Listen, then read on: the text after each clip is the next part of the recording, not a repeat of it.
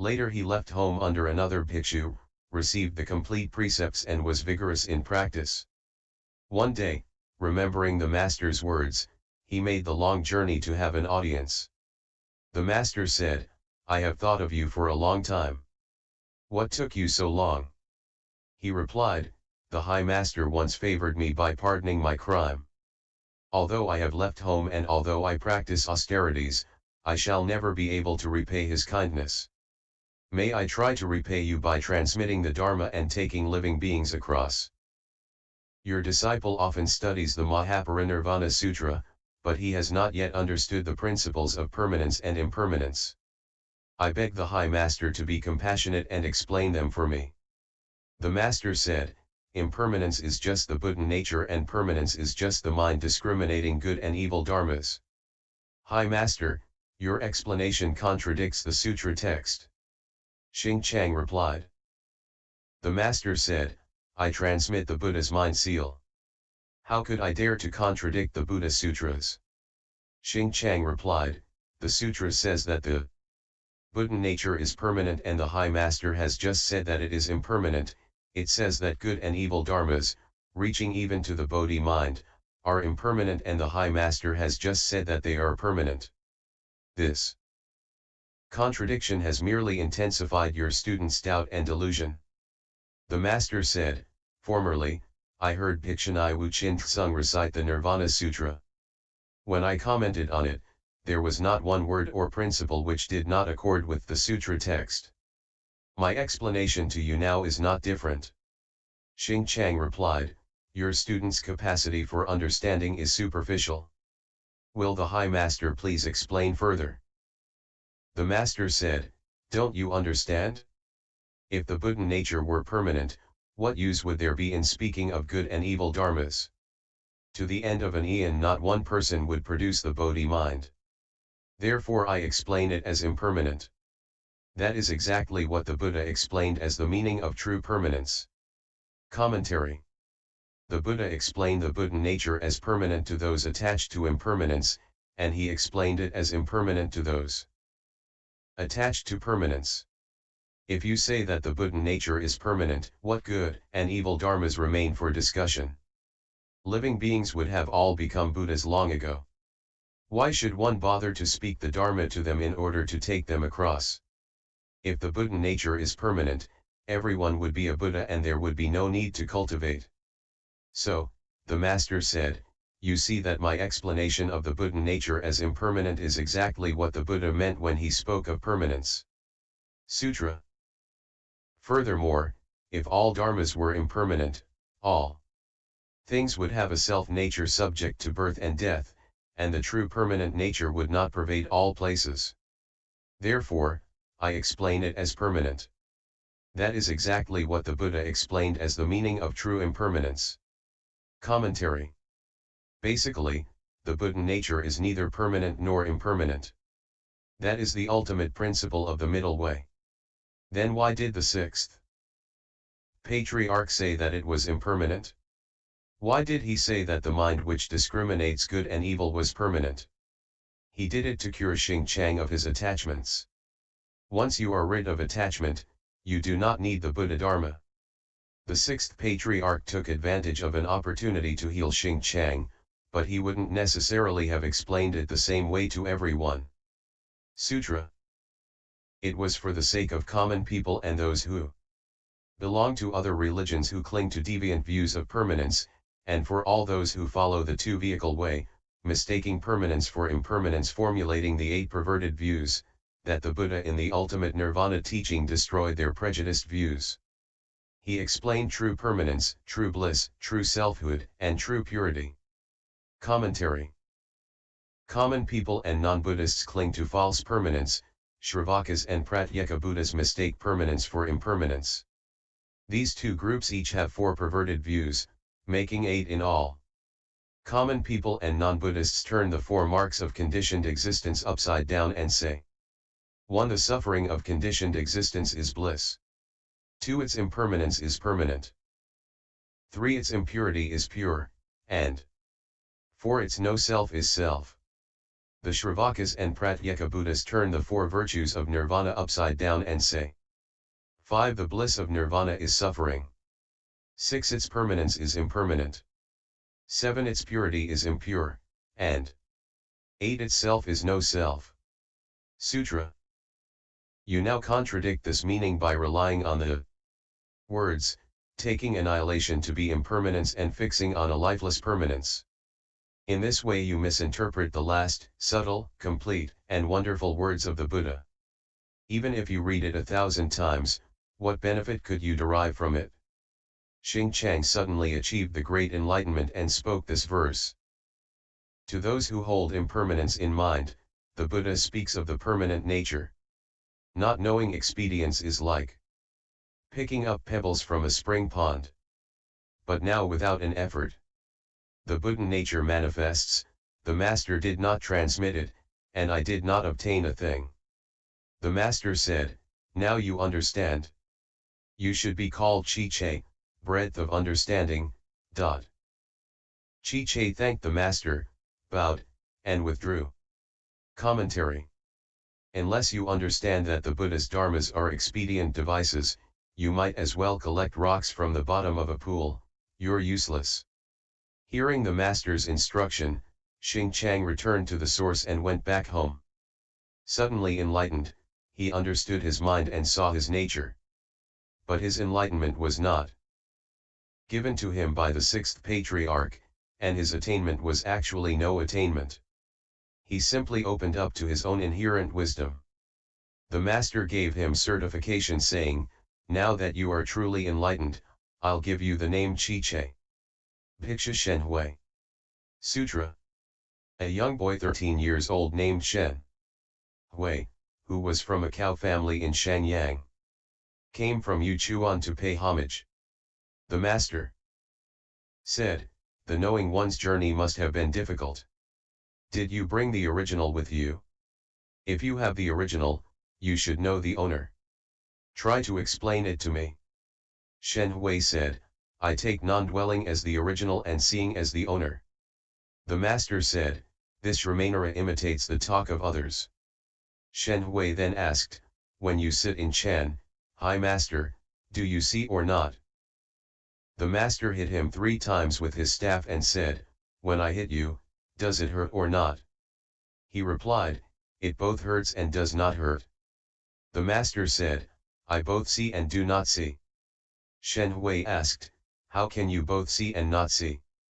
The Master said, what I see is the transgression and error of my own mind. I do not see the right, wrong, good, or bad of other people. This is my seeing and not seeing. How can you say it both hurts and does not hurt? If it does not hurt you are like a piece of wood or a stone, but if it does hurt you are just like a common person and will give rise to hatred. Your seeing and not seeing are 2 extremes and your hurting and not hurting are production and extinction. You have not even seen your own nature and yet you dare to ridicule others. Commentary. Shen Hui was an exceptional child. Precocious and brilliant, he forgot his body for the sake of the Dharma. He could tell at a glance that Shen Hsiu didn't have the genuine Buddha Dharma. He set out for the Sixth Patriarch's place, 1800 miles distant. His shoes fell apart and the rocks and slivers of glass on the road cut into his feet, but he continued to walk, tearing up his robe to bandage his bleeding feet and acting as if there were no pain at all. When the great Master saw him he knew that he had undergone much suffering.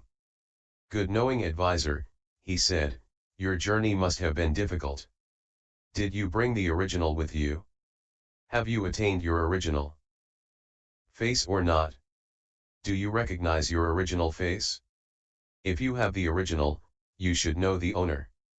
If you have the original, the Buddha nature, and if you have understood your mind, seen your nature, you should know the owner. The owner is the Buddha nature. Tell me about it. But this unruly child had a mind of his own. I take not dwelling anywhere as my original face, he said, and my seeing nature as the host. The Sixth Patriarch said, you're just imitating the talk of other people. You pretend to know what you do not know, to understand what you do not understand, and to see what you do not see. This is nothing but verbal Zen. It is not an expression of the self-nature. Shen Hui had a lot of gall. When the High Master sits in meditation, he asked, does he see or not? This child was wild and difficult to teach. The Patriarch, not being an ordinary person, gave no ordinary answer. He hit Shen Hui with his staff and shouted, does that hurt? It is not known whether the child was afraid, or whether he cried or not. Shen Hui said, it both hurts and does not hurt. The Master said, I both see and do not see. How can this be, said Shen Hui. I see my own mistakes, said the Master. I keep an eye on my evil false thinking and immediately put a stop to it. I do not see the faults of others, others' evils, others' obsessions, others' conditions, others' transgressions. Students of the Buddha Dharma should take note of this. See your own errors, not those of other people. Don't be like a watchdog watching someone else's door. The dog doesn't have anything of its own and so it watches over other people's things. Don't be critical and don't gossip, see and do not see.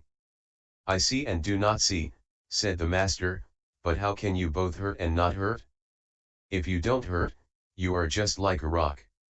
If you do hurt, then you'll catch fire and get angry and afflicted, just like an unenlightened common person. Seeing and not seeing are two extremes and hurting and not hurting are dharmas of production and extinction. You haven't even seen your own nature and yet you have the nerve to come here and talk down to me. Sutra. Shen Hui bowed, apologized, and thanked the Master.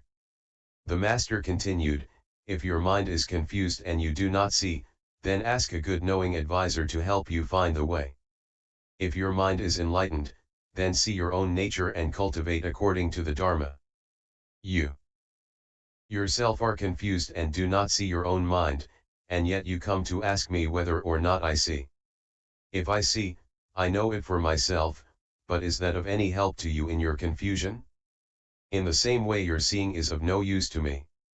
Why don't you know and see it for yourself, instead of asking me whether or not I see? Shen Hui bowed again over 100 times, seeking forgiveness for his error. He served the Master with diligence, never leaving his side. Commentary. The Master said, Shen Hui, if your mind is unclear and you cannot see the nature, then ask a good knowing advisor to teach you how to work at cultivation. If your mind is enlightened and you have understood the mind and seen the nature, then you should cultivate according to Dharma. You haven't even seen your original mind, and yet you come to ask me whether or not I have seen it. If I've seen it, that's my own business, of no use to you in your deluded condition. If you've seen the nature and obtained the original face, that's of no use to me. Why not turn the light around and reverse the illumination to find out whether you've seen your own mind or not? Isn't that better than asking me? What difference does it make whether I've seen it or not? After that, Shen Hui was really sorry. Why had he been so incorrigible? Did he really have no conscience? His questioning of the Patriarch was like trying to sell dime novels to Confucius or going to the home of Lu Pan, China's first engineer and foremost carpenter, to do remodeling. He begged for forgiveness, saying, I'm just a kid. I don't know how high the heavens are or how deep the earth is. Please don't hold it against me. From then on, Shen Hui waited on the Master, following along everywhere the Master went to give lectures on the sutras and speak about the Dharma. Sutra. One day the Master addressed the assembly as follows, I have a thing. It has no head or tail, no name or label, no back or front. Do you all know what it is? Shen Hui stepped forward and said, it is the root source of all Buddhas, Shen Hui's Buddha nature. The Master said, I just told you that it had no name or label, and you immediately call it the root source of all Buddhas. Go and build a thatched hut over your head. You're nothing but a follower who pursues knowledge and interpretation. After the master's extinction, Shen Hui went to Qinglo where he propagated the Tizao Shi Sutton teaching. He wrote the Hsien Tsung Chi, which circulated widely throughout the land. He is known as Dhyana Master Ho Che. Commentary. Everyone shut their mouths, no one said a word. Some of them didn't speak because they knew and some didn't speak because they did not know. Seeing that no one was going to answer, Shen Hui jumped out from the assembly and said, I know what it is. It's the origin of all Buddhas, my Buddha nature. In the ranks of the Chan school, said the master, you're nothing but a scholar. You have no genuine understanding. In a way the master's scolding was a compliment. It isn't easy to be a Chan scholar of the school of those who know and interpret.